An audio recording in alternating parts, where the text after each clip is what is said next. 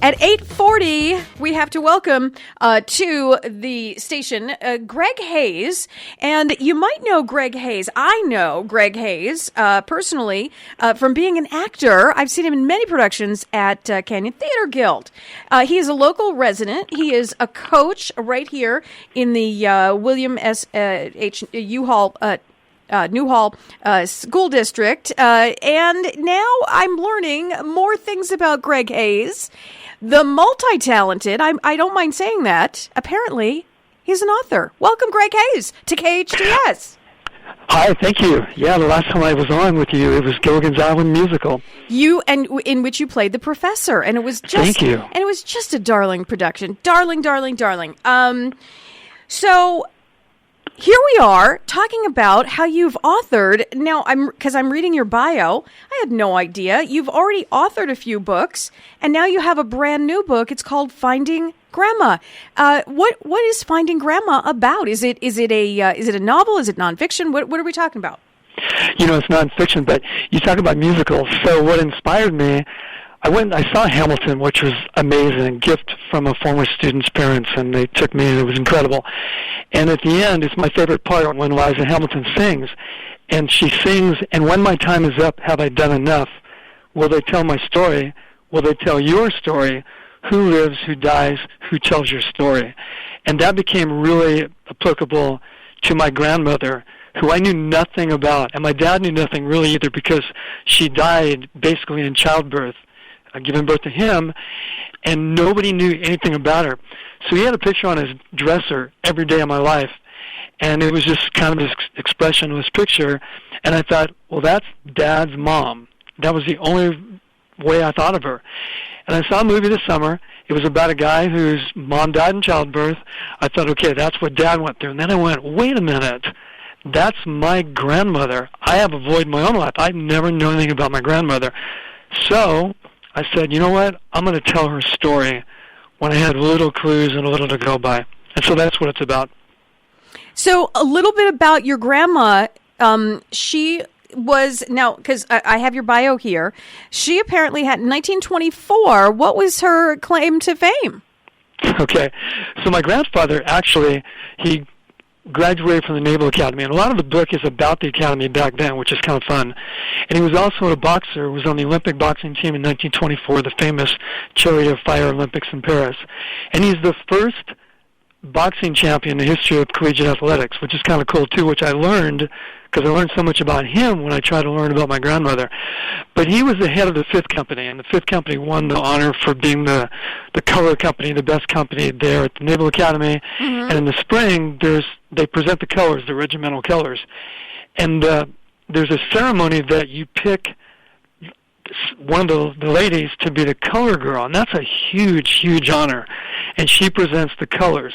So he chooses his girlfriend, my grandmother, and they have this long kiss. It's supposed to be this short embrace, short kiss, and he's bet he can't do it for more than a minute. So he kisses her for a super, super, super long time. And that becomes part of Naval Academy folklore stories from then on. And that's my grandparents. That's actually fantastic. How do you start a project like this with so little information? You have just like a picture and maybe a story or two. How do you even proceed with something like this?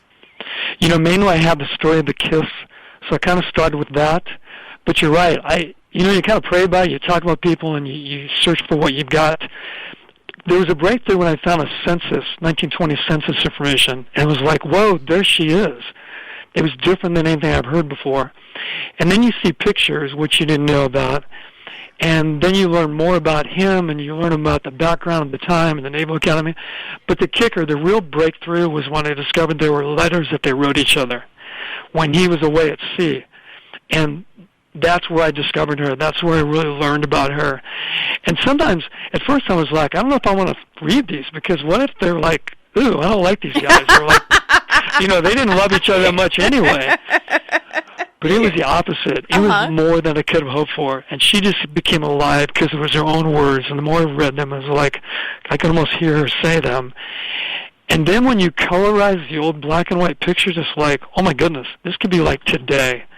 and they just became so alive. But the letters were the key, and I just felt like I got to know her, and she was amazing. And honestly, I fell in love with her. I really did. I have a love for her.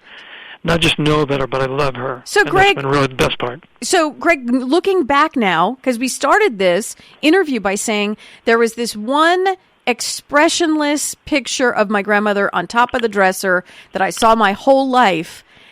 That has, looking back at that picture now, it doesn't reflect anything, I guess, now that you know all about her. It's so true. In fact, what I found out was the picture was taken because he's away at sea. So they would have pictures taken of each other.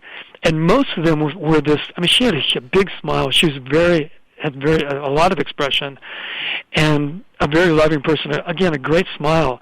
And it's like, okay, this picture is not her. So whatever pose they decided back in the 1920s that that's how you did that, that's what she sent to him, but it's not her, because you can tell by the candid pictures and the pictures of them. There's one of them where they're looking at each other like, oh my goodness, you guys are so romantic. They loved each other so much, which was really cool, which also made it harder when she died in childbirth. I mean, he married 2 more times and lost 2 more wives to death, but he never really ever got over her. I mean, he's 22 and he's got a little baby, and the love of his life, who he truly, truly loved, is gone. And so it, made me understand him a lot more too, what he went through, and my dad's loss as well. What a wonderful way to kind of represent your grandmother by doing this, and your grandfather too. I mean, honestly, what a beautiful story they had, and a wonderful story that she had, and who she was, and who they were together. How do we get a copy of this? Well, thank you. And I would say, to support what you just said, if nobody bought the book, it would be one of the greatest experiences of my life writing it, to get to know them, especially her. But as you mentioned that, thank you. It is on Amazon in Kindle form and in paperback, and it's also will soon be out on Barnes & Noble. And if you ever see me, it'll probably be in the trunk of my car also. I love it. Keeping it real, Greg. Keeping it real. So it's Finding Grandma, and then the subtitle is Snooks and the Navy Color Girl. If that helps you find it even better.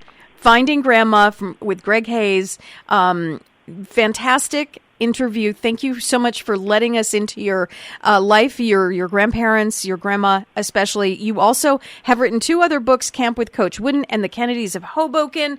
We can find, I'm assuming, all of these on Amazon as well?